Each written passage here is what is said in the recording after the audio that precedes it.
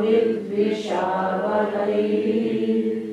ॐ शान्ति शान्ति शान्तिः। समस्तजनकल्याणे निरतं करुणामयं नमामि चिन्मयं देवं सद्गुरुं ब्रह्मविद्वरम्. We'll read mantra 1. I'll read and then you can repeat after me. Page 15. Yajjagrato duramudaihi devam. Yajjagrato duramudaihi devam.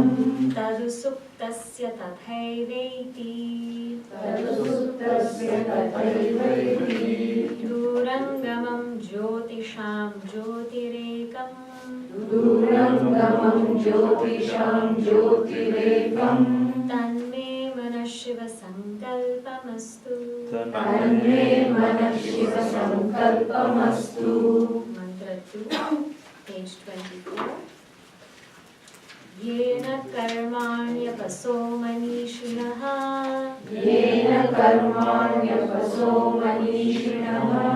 Yajne krinvanti vidateshu dhiraah. Yajne krinvanti vidateshu dhiraah. Yadapurvam yakshamantah prajanam. Yadapurvam yakshamantah prajanam. Tanme mana SivaSankalpaSuktam.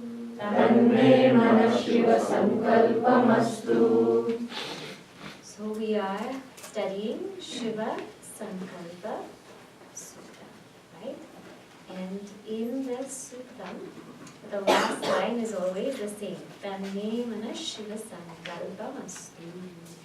May our minds be auspicious.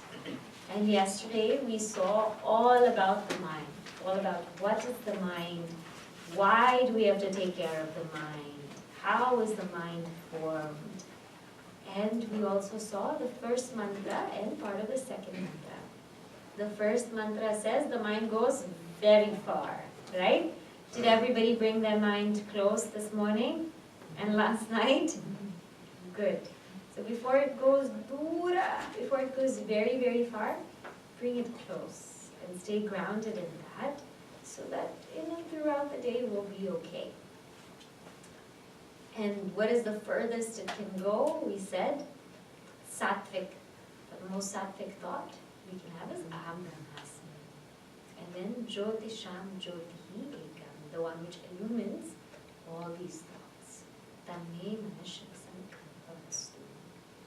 Then yesterday in mantra 2 we started talking about the different kinds of people who have mind, like apasaha, the ones who perform action, manishi, who's able to manage their mind, and dhiraha, who's able to turn their minds inward.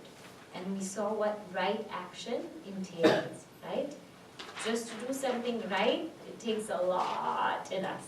Right intention, right implementation, and then right integration. Only when it's right at all three levels, then the action is right. If my intention is right, but my implementation is not right, then that's not okay. It should be right in all three levels. Manishi is one who can manage their mind, but not, we don't want to do it in a forceful way. The mind, nobody likes to be forced. Right? This world, nobody likes to be forced. But manishi is that I have such a high ideal that my mind automatically comes into control. It automatically listens. It automatically submits. I told you, for those who have very high ideals, we don't need to tell them wake up early. We don't need to tell them eat healthy. We don't, because their ideals are so high. And the question comes, but how do they get these things? How do they formulate these ideals? It's because they find something in them that resonates with them. They find, what is it that I can do for this world? What is it where I can give maximum to this world? That's what I should do. Many times people feel, what should I do with my life? What should I do? That thing in me where I can give maximum to the world, that's what I should do. And when I have such an ideal, like we saw last night in Puja Gurudev's movie, right? What is the motto? Maximum happiness for a maximum number of people, maximum amount of time. I mean, when that's your ideal, your mind is going to come under control because that's what you believe in, right?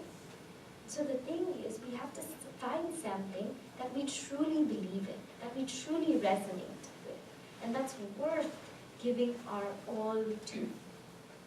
And the highest, of course, is self-realization, right? This is also what Gurudev said. What is a maximum? Maximum means realize the self, right? So find that which brings everything out in me, then control will happen, rather than I have to control. It's like that with teenagers also, you know, to ask them to follow a certain thing they don't like. But when they themselves are inspired, they themselves will follow. You can't even stop them, isn't it? So we want to work from inspiration rather than force. Force works, but inspiration works better. And it has a more long-lasting result. Then Dhiraha, we saw, is the one who turns inward. Meaning all circumstances outside may not be as I like it, as I want it to be, but this Dhira doesn't get disturbed because they know they can realign themselves. Something outside is not working, okay, let me fix myself to accept it, and then I'll see what I can do. This is called Dhira. So when karmas are performed in this way, with these three kinds of attitudes, then that mind is very auspicious. So may my mind be this kind of mind that performs actions in these ways. And when that happens, my sankalpa is Shiva. Then it says here, Yad apurvam yaksham and antah prajana. Yad apurvam. That mind which is apurvam means unique. That mind is unique. And if you look at the mind is very unique, isn't it? It is like, how does it work and what can it do? We saw in Tattva-bodha, each sense organ or sense function can only do one thing. Eyes can only see. Nose can only smell. Right? Ears can only hear. But what is it that collates all together is the mind. Only when the mind puts it all together, then I can say, okay, big, wonderful picture. You know? Otherwise, I can't, I'm not able to collate it. So the mind is very unique in that way. And when we say apurvam also, we have to see what the mind brings out. I mean, if you see what the minds of people have brought out, it is so unique. Sometimes you just sit and wonder, right? How we have access to so much information like in the click of a button. But did we ever think, you know, back in the day if we needed something? Do you remember we had this yellow pages, this thick book would come to your house and then you have to open this yellow pages and then see who to call, what to call. Well, who thought that now, one click, you have this, whatever you need, you have the number to call. Then before, to get a taxi, to get somebody to take you, it's very difficult. Now you just have an app, Uber, Ola, you know? The mind thinks of such unique things that we would never think about. Or how roads are built, how highways are built. Sometimes when I sit on the New York City subway, I'm like, how did they plan such things? That this line goes into that line, that this goes into there. It's apurvam. The mind is also very apurvam. But also we can take that, the apurvam refers to consciousness. Because I told you, the mind, the true nature of the mind is consciousness. The acquired nature of the mind is a flow of thoughts. So when we take apurvam to mean pure consciousness, what does it mean? Isn't pure consciousness the most unique thing in the world? actually it's out of this world. What to talk of this world, right? Because it is something which we cannot grasp. Our senses cannot grasp it. And when the mind ends, it is. How do we wrap ourselves around something like that? And it's infinite. There's no limit to it. It is beyond time, it's beyond space. It is truly unique. There's nothing like it. There's nothing like it because it's the only thing, actually. You know? It's not that, when we talk about Vedanta, we say we believe in one God, right? But actually Vedanta is deeper than that. It's not that, this argument is monotheistic, polytheistic, what do you believe in? It's not that we believe in one God. We believe that God alone is. There's nothing else. God alone is. That's apurva. That's truly unique because there's just God. Everything is just God. Apurva. And the path to take that mind, to seek that, is the most unique thing we can do in life. In life, to be like everybody else is very easy.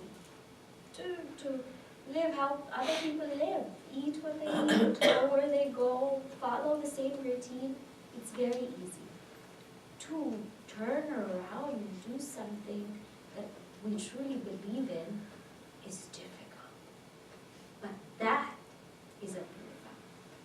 So when my mind is truly unique and does what it believes in, which is really to seek that which is the highest, that mind is Shiva. Because all the while I'm doing what is true to me versus what is false.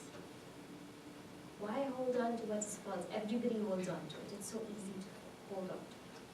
Hold on to what's real. And that's a purva. So may my mind be unique in that way.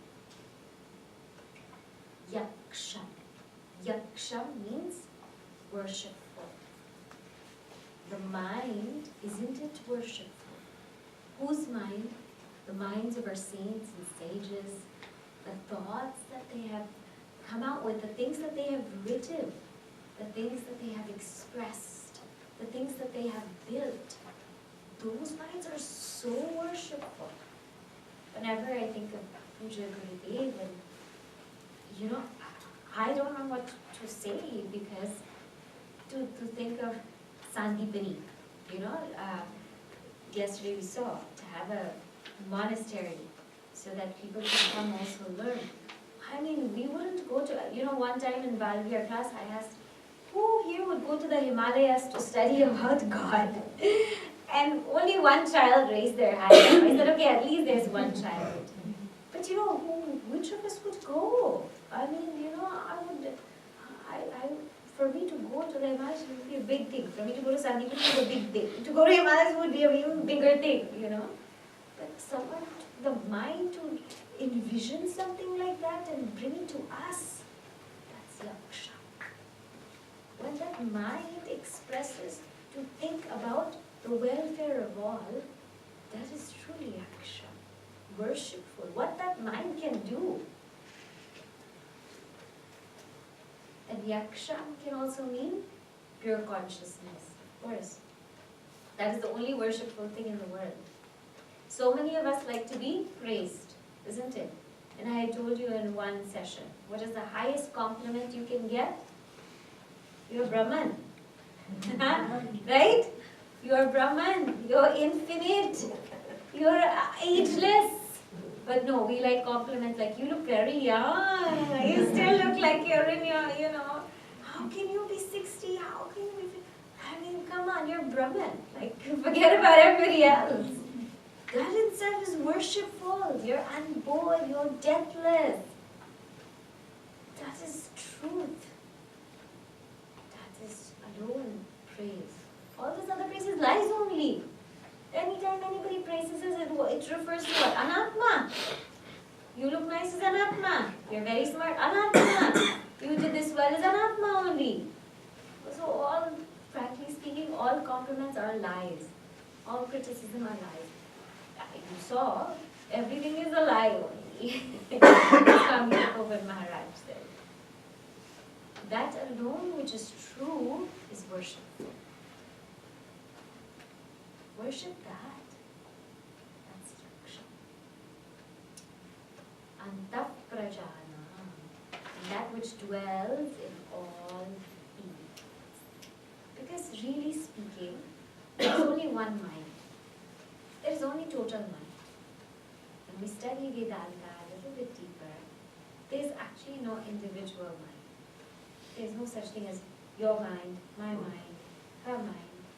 There's no such thing as that. It's all connected to totality.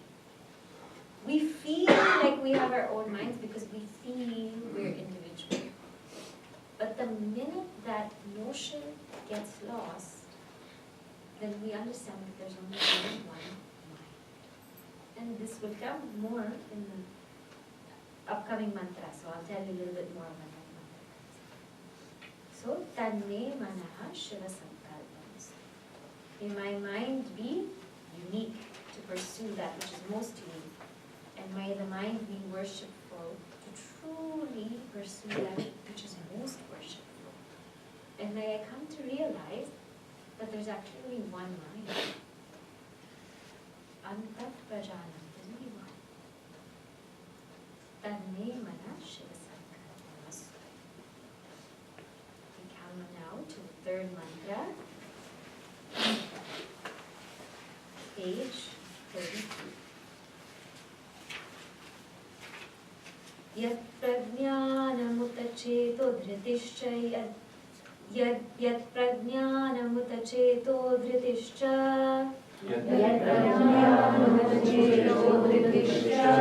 yat jyotirantaramritam prajasu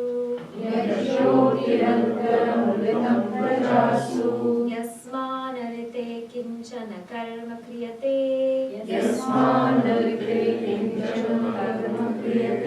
tanme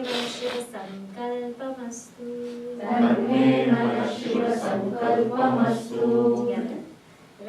Yat prajnanamuta-cheto dhritischa yat jyotirantaramritam prajasu yasmanarite kinchana karma kriyate tanme mana SivaSankalpaMastu.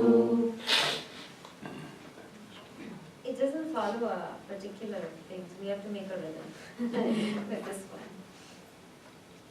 So, yat prajnanam, that intelligence principle, and chetaha, that which is of the nature of consciousness, yat jyotihi antar amritam, that light which is within, amritam, that which is immortal, prajasu, all beings. Yasmat narite kinchana karma kriyate.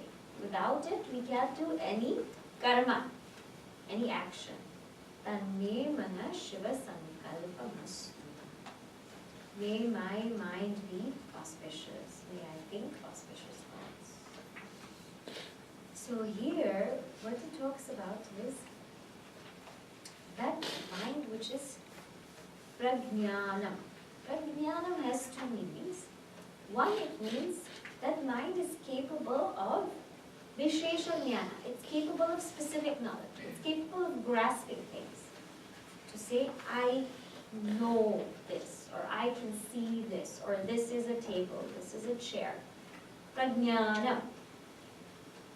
What is the highest thought that we can grasp?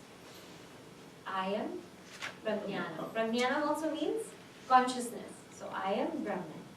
So that mind has the capacity to enter into the thought that I am Brahman.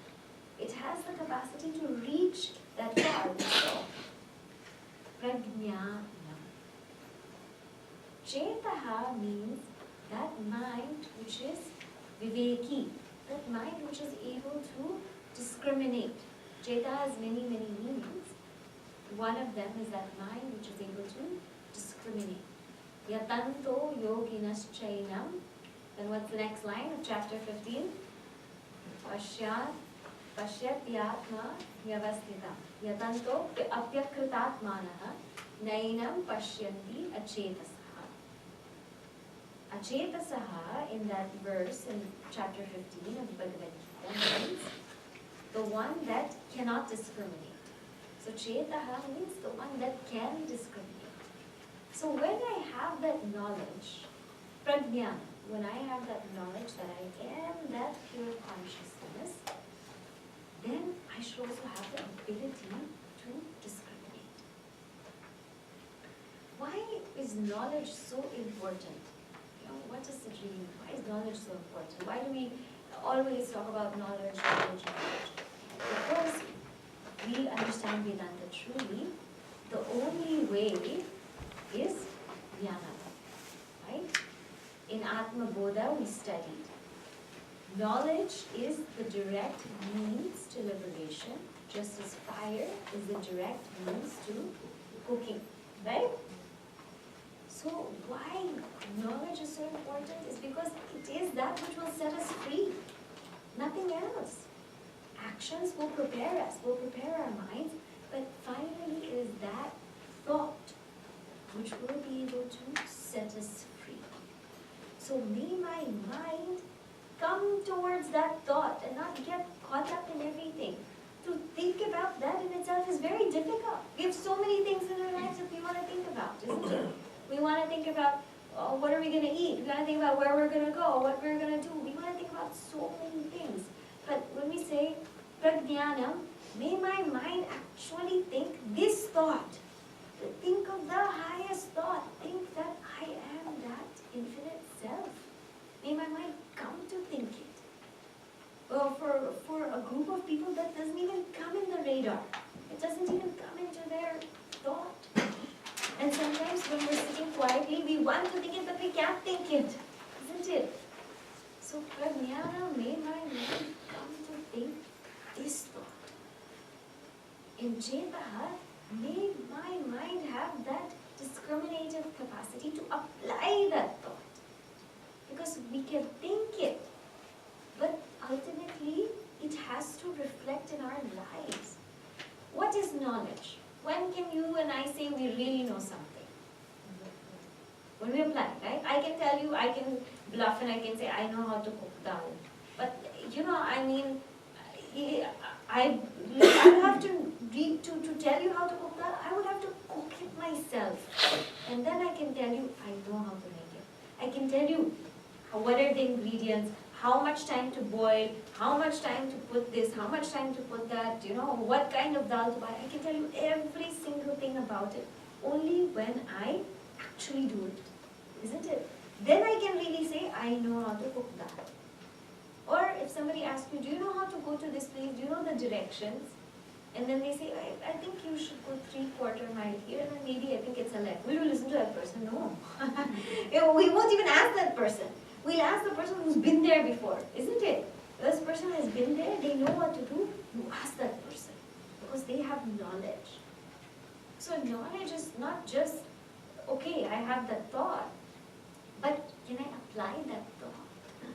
Chetaha has to be there, that discriminative capacity. That, okay, I've understood this, now how can I apply this in my life? What is the highest kind of discrimination we can have? Discrimination in this context doesn't mean racial discrimination or gender, it doesn't mean that. What is the highest kind of discrimination? Atma, Anatma, Viveka. Nitya, Anitya, right? Atma, Anatma, Viveka. So I should be able to do that at every step of the way. So have that knowledge and apply that. That mind is Shiva. Knowing that is, you know, anybody can know that also. You know, it's not hard. Anybody can do it. But to apply that, it takes guts. So, there's prajnanam chetaha. Then, after knowing and applying, what do we need? Dhriti. Dhriti is fortitude. Because once we start knowing, once we're able to apply, then what becomes the challenge? to hold on to that at all times, that becomes a challenge, isn't it? First stage of a seeker, we know, Prajnana. Then Cheta, a little bit I'm able to apply. But when I get tested, when I'm able to hold on to that, that mind is Shiva. That is called Dhriti. Dhriti means fortitude. Fortitude is that thing which makes you hold on till the very end, no matter how hard it gets, hold on. Nowadays we lack Dhriti. We really lack. Oh, in the airplane only if you go. Nobody has Dhriti. Why? They'll say, keep your seatbelt fastened off until we land, until we reach a stopping point. But what happens? The plane is taxiing, seatbelts come off, everyone wants to stand up, everyone wants to get their bag. I mean, it's a matter of 5 minutes. Have a Dhriti, finish it properly, and then walk out. The simple example I'm giving, but we lack this. Sometimes we like to go unfinished. We don't finish strong. Don't think starting strong is enough. Finishing strong is as important. Go on the way. So when I have that Dhriti, that mind is Shiva. And that mind that has Dhriti is very powerful. Because a lot of times the body will give way. You know, when you're doing yoga pose, and you have to hold it for so long. This one, somebody comes as her seva, she says, I want to help you with yoga. I'm like, please come, And you hold that pose for 2 minutes, I mean, your body is aching, paining. What do? That mind has to say, just keep going, just keep a little bit more, do it. And somehow it's able to go over the body. When that mind is able to go over the body, that is called Dhriti. It's not always easy. Or sometimes when we're sick, when we're not feeling well, but we know there's certain things we have to do. The ability to say, just keep everything aside, just keep going. That is true fortitude. So Dhriti to the highest level is holding on to that knowledge. No matter how shaken up we get, no matter how hard it is, just hold. Gurudev always says, when you go to Mother Ganga, in Haridwar especially, when you bathe in Mother Ganga, there's chains, right? And that current of Mother Ganga there is super strong. So he says, when you go there to Mother Ganga to bathe, hold on to the chains. You have that Dhriti. Otherwise, if you let go, Bay of Bengal. The Bay of Bengal you will reach. You see? So it's just a matter of that. I mean, it's so, current is so strong. You have to hold on, keep holding on. Having that said, this is Sattvic Dhriti. In Bhagavad Gita, you will see chapter 18. There is also Rajasic Dhriti. What Guruji also writes in the book. Rajasic Dhriti, they hold on for some time and then after that, chalega. Like we follow some tapasya, we follow some fasting. I fasted, 1 week I fasted. But that fast, what were they thinking? What will I eat after the fast? Where will I, what's going to happen and how is it going to be? Means that's Dhriti for a reward. This Sattvic Dhriti is not Dhriti for a reward. It's Dhriti because I know this is going to purify my mind and it's going to lead me to a higher stage of evolution. This is what I'm thinking. This Rajasic Dhriti is because I want something from somebody, then I'll stay. That is not the right kind of fortitude. Or sometimes you have Tamasic fortitude. What is Tamasic Dhriti? Stubbornness. Well, we only want things one way and that's the only way. That's very Tamasic. And usually it's wrong notions. Something wrong, something, for people who are addicted to something, they have certain kind of habit, drinking or whatever. How they hold on to that? They cannot drop it. So much Dhriti is there. But that's not this Dhriti. Just to clarify, that's not this Dhriti. That is the tamasic vritti. You're holding on to something that's incorrect. There is a difference between being stubborn and being determined. This should be very clear to a seeker. Being stubborn means I know this way and this way alone and that's it. And I'm going to stick to it. Being determined means I've actually explored everything. I've explored, I've listened to other people, I've understood what they've had to say, and then I decided that I'm going to hold on to this and that's it. That is a determined person. This is called sattvic vritti. I'm holding on to something out of determination, out of exploring other options, and I'm holding on to something that's correct. Tamasic vritti is, I don't even want to listen to anybody. Now forget what you all say, I'm right. And then I hold on to a wrong notion. This is tamasic vritti. And I already told you rajasic vritti is you're holding on because you want something from it. You want to, some selfish kind of reward. So, knowledge, application, plus holding on. Holding on is a big challenge. Big challenge. So that mind that is able to know, apply and hold on, yad jyotihi antar amritam. Jyotihi antaha means antar jyoti. We had seen also previously that the real nature of the mind is that antar jyoti, that true sakshi, that pure consciousness. So that mind which is antaha jyoti. Amritam. Jyotihi antar amritam prajasu. That mind which is amritam. Amritam means that mind which is immortal. How do you say the mind is immortal?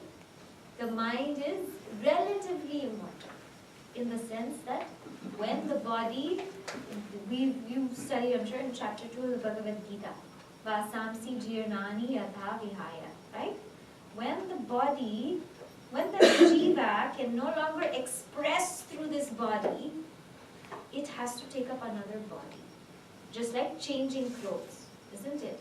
Because it can't express anymore. It cannot express through this body. Its desires, its vasanas far exceed what this limited body can do. And so therefore, at that point in time,